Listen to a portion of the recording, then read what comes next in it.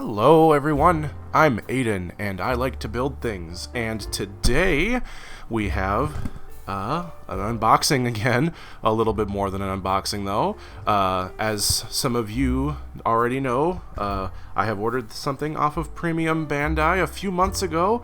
Finally came today. I was able to get off work early for unrelated reasons, so I haven't opened this yet. This literally just arrived at my apartment today. I am going to crack it open it, and discuss the contents.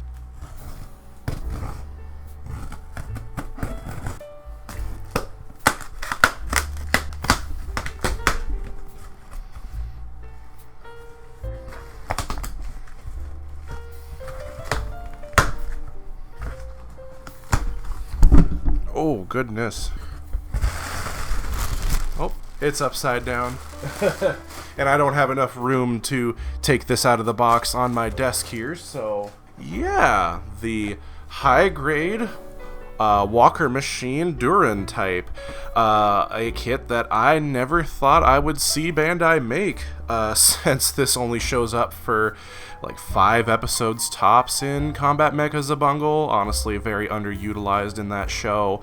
And I think it did technically get some sort of Plamo release as a tie-in with the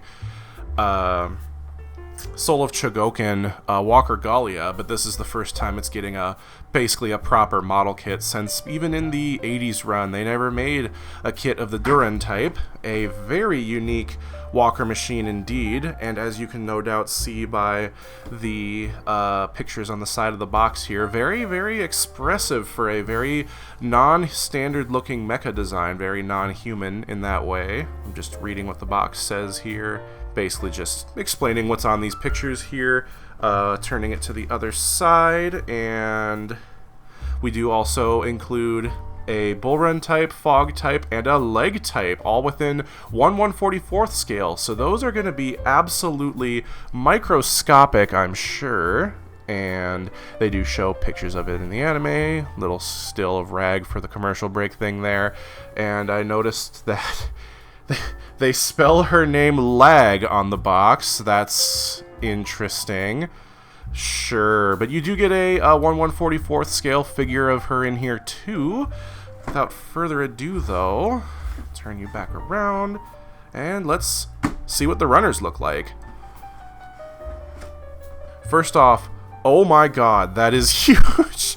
Like, before I even take it out, this runner is almost the size of my palm, but anyways.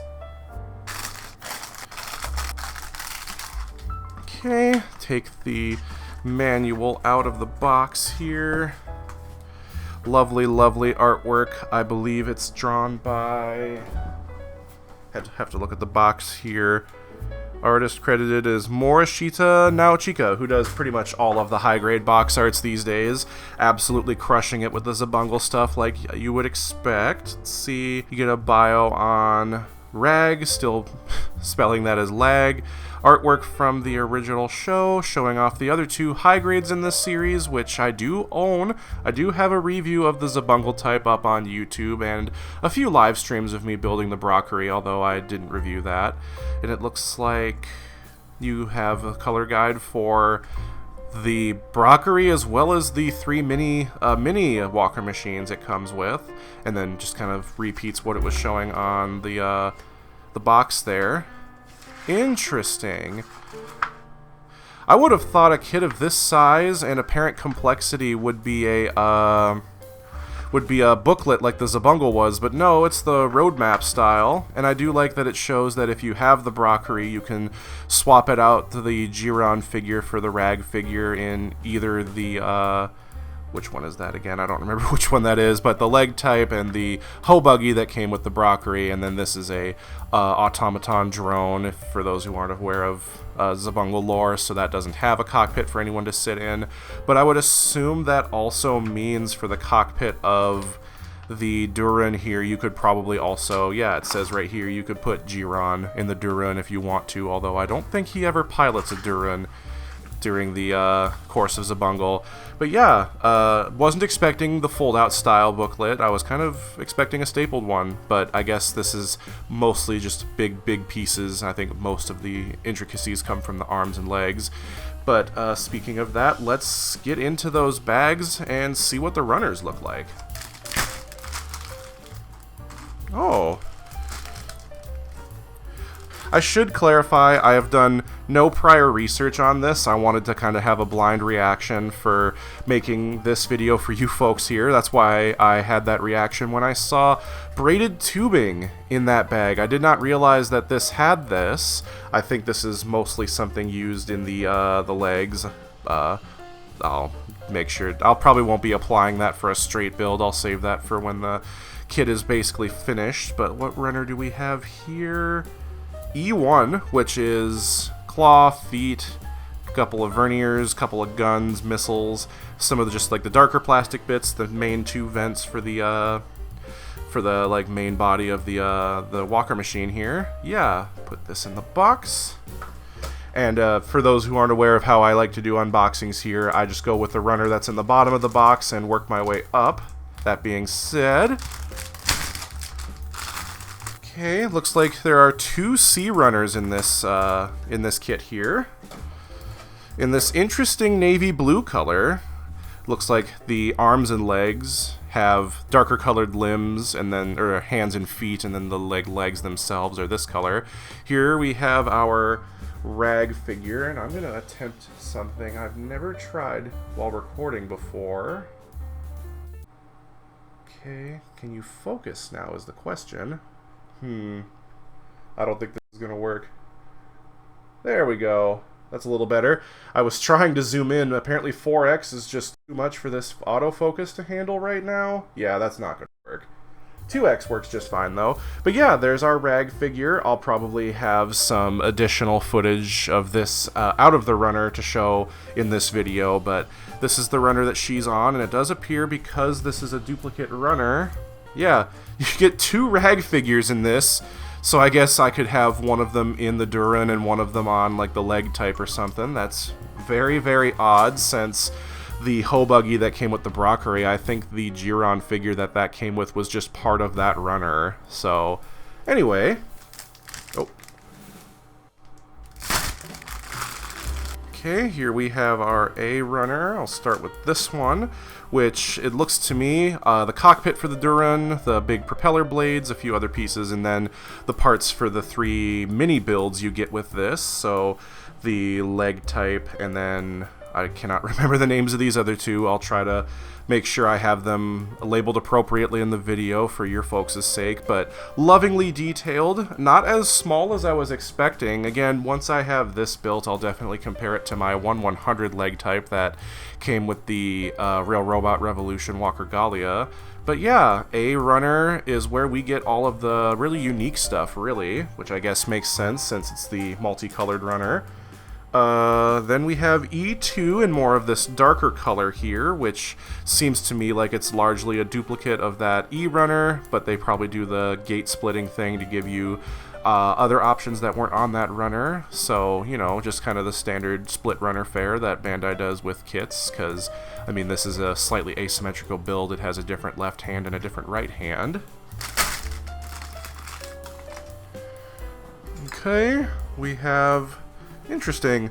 A foil sheet here with 2 yellow stickers and 2 pink stickers. I'm not entirely sure where these will end up going, but good sign that those are the only stickers you get in this kit. And then we're finally getting into the area of just massive pieces here, with most of this being essentially the pelvis area of the kit, and then obviously the cockpit is up here. The cockpit for the Durun is actually bigger than I thought it was going to be. I think once you have it all assembled on the kit, it kind of minimizes the scale of that there. Makes me wonder where the cockpit seat itself is on the kit. It's probably on the that navy blue runner there. But yeah, one last bag to open. Okay, so it looks like these are each just for single pieces which I'm going to assume are the top and bottom halves of the main fuselage of the Durun here. And again, I just want to emphasize that this piece is basically the size of my hand. The only thing that kind of comes close to this is like the skirt armor for the Master Grade Zeong and the backpack cover panel for the Master Grade Aura Battler. Still really like seeing Bandai just doing massive pieces like this. Quite interesting that it has this shape on the inside. And just doing a scan here with my light setup, the sync lines in this plastic are actually not that noticeable, which is very impressive considering the size of this piece. And I mean, you folks can be the judge of that for yourselves in the video. I have a 3-point light setup going on right now because I couldn't be bothered putting up my 4th light here because I really wanted to crack this open. But yeah, so the smokestacks are going to be their own separate pieces, as well as what I'm assuming are like missiles, I think is what those are. The vents, obviously. And then I would imagine this is going to go like right there to kind of close up this like main fuselage part here and really emphasize the bug-like nature of the Durun type. So yeah, so unlike the Master Grade 1.0 video, I am not going to be building this on camera. That was not very pleasant for me to do or to edit. I'm going to build this off camera, and I will cut back once this is completed and give you folks some first impressions and highlights of the build as they come to me. So for you, this will be a jump cut. For me, this is probably going to be a day or two. So, and I'm back. So obviously, like I probably said in that previous clip before, for me, I mean, for you folks, that was a jump cut. For me, it's been literally a day. This build took me roughly 3 hours to complete, I'd say, and commenting a little bit on the build itself, I mean, it was just a solid high grade, really, which, I mean, shouldn't be that surprising since it's entirely a unique kit new to this year. But highlights for me were building this absolutely massive domed part here, just because it takes up the bulk of the physical size of this kit. But aside from the things that you put on top and underneath it, it's completely hollow. And I hope that my light is able to capture this. You can kind of see it a little bit if I hit the angle just right. If you look straight through these vents, you can kind of see through these propellers on the bottom here, straight through, which, I mean, I guess would make sense if these are meant to have airflow for it to fly. But the other highlights of the build for me was actually this dark plastic. This plastic, while yes it does nub, you can probably see that on the claws there. Aside from the places where they do a very good job of hiding the nubs, I think they did a pretty good job of that on this kit. This dark plastic was not as difficult to get looking presentable as I would have expected it to be. And it's also, it feels slightly soft to me, but not like it's like polycap material. I feel like because a lot of this plastic is used for the major joints on this kit, it must be some sort of special PS blend that they're using there, because it has just the right amount of give to make for good joints, and that has the side effect of making these nubs pretty easy to clean. And the only parts that would have bad nubs are the white ones, because all of the really massive pieces on this are white. So just a couple snips with a single-bladed cutter, sanding with a glass file, gets them pretty much invisible. You'd have to really be taking a close look to see anything like that. And the last comment I really have on the build is that these smokestacks, or whatever those are supposed to be on the top there, they love to pop out. I think I finally have them in there in the correct orientation where they won't like keep coming loose, but especially while I was trying to build the head or cockpit of this thing, these pipes loved to pop out. All 6 of them are the same piece, but there is a specific orientation they have to go in, and I think some of them might be misaligned actually, like that one right there. But I think I have them stable enough. They will stay in there. But yeah, so I mean, it's a modern high grade. Of course the build is great. And the only parts I don't have assembled on here, obviously I did not put the foil stickers on whatever these areas on this part are supposed to be. There is a dark gray piece meant to make the stripe along the edge of the like pelvis area, because there's no way to get that out once you put it in there, so I decided to leave it out just in case, because I'm not entirely sure how much painting I do want to do to this. At the very least, I'd like to weather it. But the last piece that I did not apply is the mesh tubing, which goes onto the legs here, which I'll probably show this on screen separately. But the kit calls for you to cut the entire tube in half, and then you tie knots on both ends to help hold it in place, which I just thought was kind of interesting. So it's just in there on its own. There's no wire mesh or wire tube you put underneath it. It's just that fabric pipe there. Other than that, this has been assembled per the instructions, just a couple of cuts with my side cutters, a little bit of sanding here and there, and, I mean, the only colors that are actually missing on the kit itself are the things where you put the stickers here, which, upon doing a bit of research, it seems the reason you get two color choices for that is because it alternates between being pink and yellow in the anime. I'm not entirely sure what the reason for that is, or even what those are supposed to be.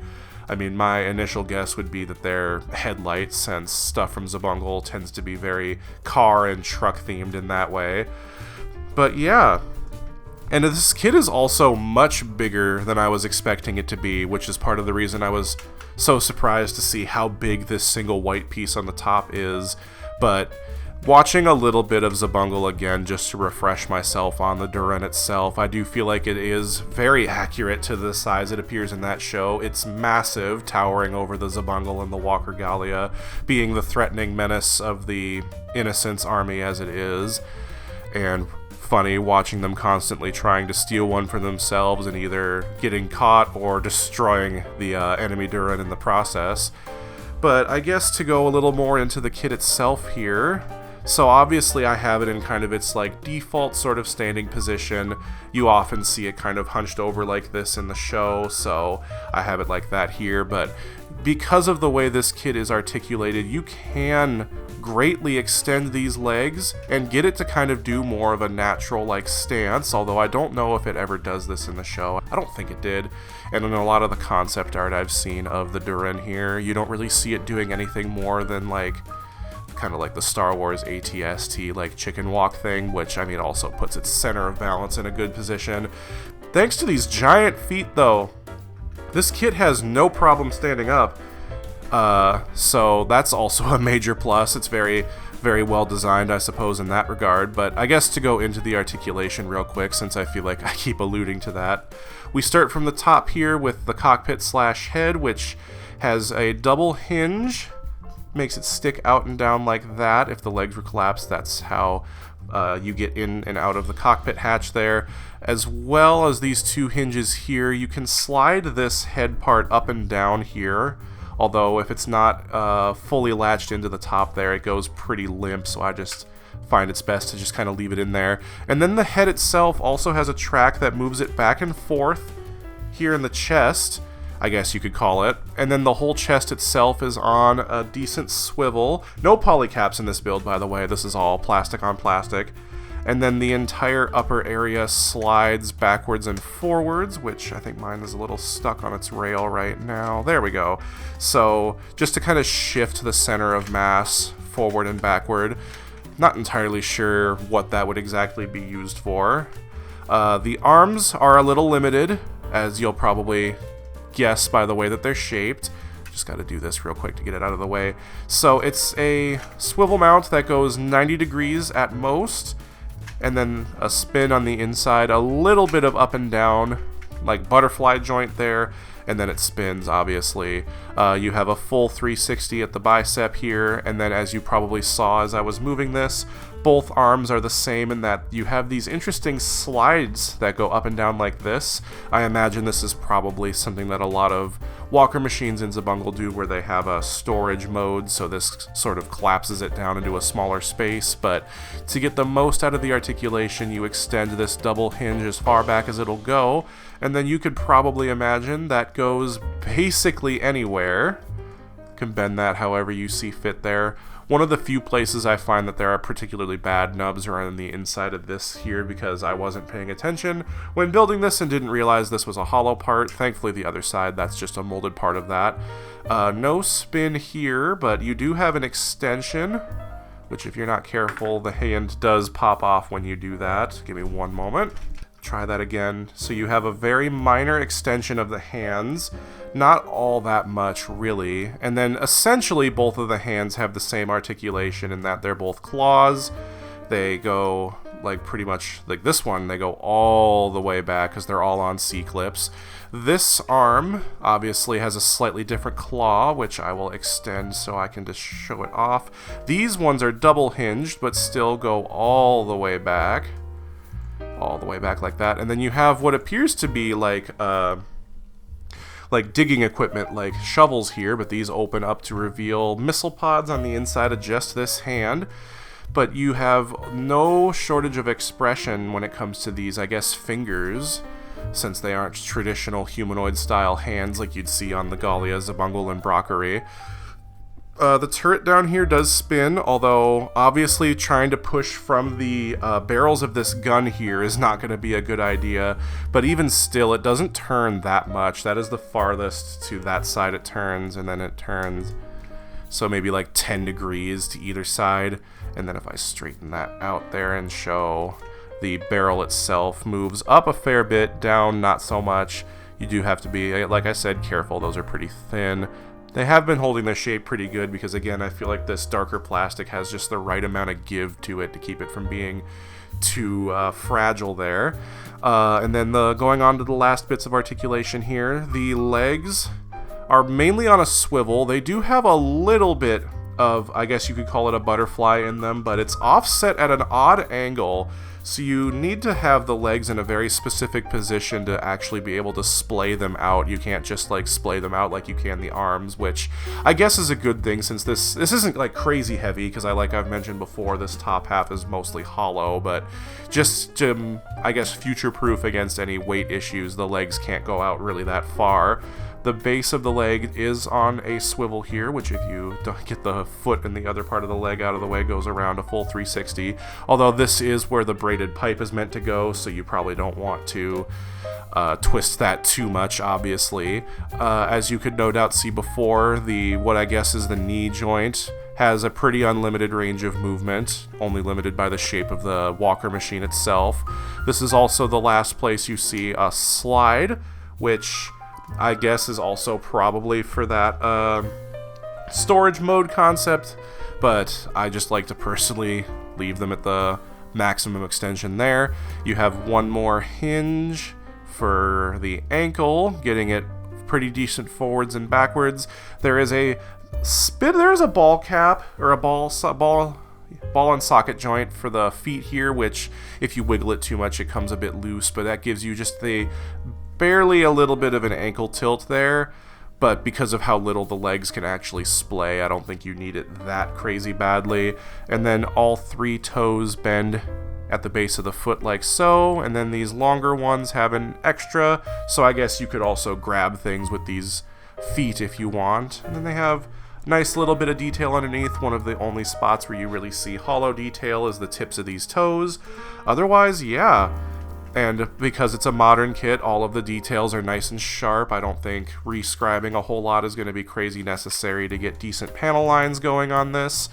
And just because of its oddball design, it is very expressive, which makes it's very fitting for Zabungle, being a bit more cartoony of a real robot show, going for the slapstick comedy and just general goofiness. So you have something that can pull off really weird, kooky poses, but still, I think it looks great, honestly.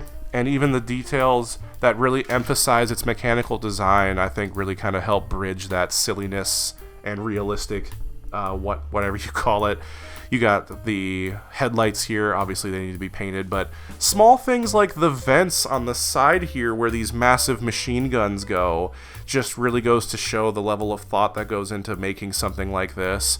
And even little things like how on the very bottom of it here, if I hold this so you folks can see it, you have a door that slides open, which reveals a hole for an action base, although in my testing here, this only really seems to fit on an action base 5. That connection is hexagonal, and it really only fits the like bar tip that the action base 5 has at the very end there. Kind of strange. And then I guess I should also mention you can open the cockpit of the Durun here, and we have one of our 2 rag figures just chilling inside there. Probably a little hard to see. Hopefully that's in focus and I can just crop that in and edit there. The cockpit is very lovingly detailed, as simple as it might be, but I feel like you have the essentials in there for how little you actually see the Durun cockpit in the show itself, so can't complain too much there. And then obviously, as these have been sitting off to the side here, we have the Bull Run type, which, as I stated in the unboxing, is a autonomous, sort of like a police drone that the Innocent use in and near their bases, which, considering how we have our second rag figure in the leg type here, just to kind of convey how big this thing is. Absolutely massive in its own right. And then we have the leg type, as I said before, with rag in it, looking pretty good. Actually looking a little more accurate to the anime design than, I'd say, even the 1/100 version from the Real Robot Revolution Walker Gallia here, but you know, I think they were probably going for slightly different things here. Obviously, you can see how much bigger you go from 144 to 1/100 here. And then lastly here we have the Fog type walker, which you can also put the rag figure into this one with that minimally detailed interior there. There's a little tab back there for the peg on the back of her molded body there. And then I should mention both the Fog type and the Bull Run type have a little bit of articulation. You can display them walking at least a little bit. You get one hinge for each leg, and that's it. The leg type itself is completely static. This is like 2 pieces sandwiched together with the front piece there and the thrusters on the bottom being extra pieces. So very nice they included these though, since they pair up really nicely with the Hobuggy that comes with the Brockery, which obviously I have here. Little dusty, I've had this for quite a bit. And I won't attempt this here just because I don't want to try fiddling with this on camera, but the Giron figure that comes with this Hobuggy can be put into the Fog, the Leg, and the Durun if you wanted to. And the rag could also be put into the Hobuggy, since they're basically in the same like wide-legged stance. You can kind of tell just by looking at the 2 of them side by side here that they'll fit there, and the cockpit of the Durun is wide enough for them to accommodate that stance. But yeah, so I guess as just to leave off this review, I absolutely adore this kit. If it wasn't obvious, it has had so much love put into it.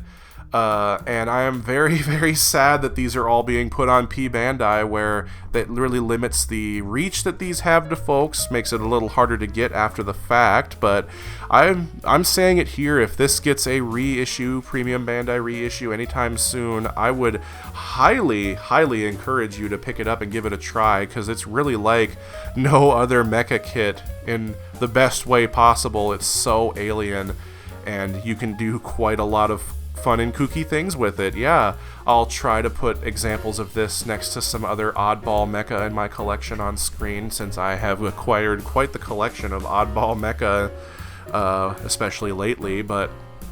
And of course next to my usual stuff like the size comparison things with the figures on my desk next to standard size 1/144th scale stuff, and I should probably include my other Zabungle stuff in there just to kind of compare how this stands up to that. And I think also, especially for this video, if I can get his head at full extension and legs at full extension, to put this next to a 1/100 kit just to really emphasize the sheer size that is the Durun type. Wait, Stupid name. What? Stupid name. Oh my god. Stupid name aside, I think I've rambled on long enough here. Thank you all very much for watching, for making it this far. I hope if you had any questions about this kit that I have answered them here for you. So yeah, I hope you all have a lovely morning, afternoon, evening, whatever time it is for you. I'll see you folks in the next video, which I had originally planned out my video talking about the 1.0 Master Grade to come out before this, but this ended up shipping sort of surprise to me, and I think I'll be able to get this video out first, so I know I said I wouldn't be announcing my next video within the previous video like I was doing before, but since that video is already done, I'll say stay tuned next time where I do a deep dive on the 1.0 RX-78 too. Again, thank you very much.